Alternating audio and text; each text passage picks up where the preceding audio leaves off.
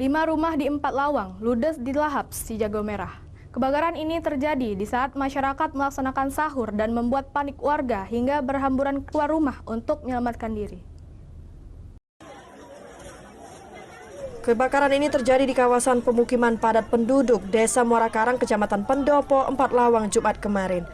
Kobaran api yang besar dengan cepat menghanguskan rumah warga yang bangunannya terbuat dari kayu.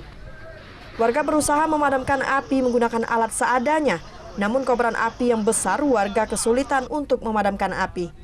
Api baru saja bisa dipadamkan sekitar 1 jam lebih setelah petugas pemadam kebakaran dibantu warga memadamkan api. 2 unit mobil pemadam kebakaran dari Dinas Pemadam Kebakaran Kabupaten 4 Lawang dikerahkan.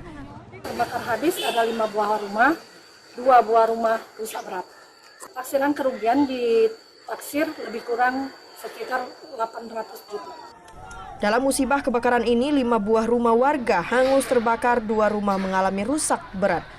Kerugian ditaksir mencapai ratusan juta rupiah.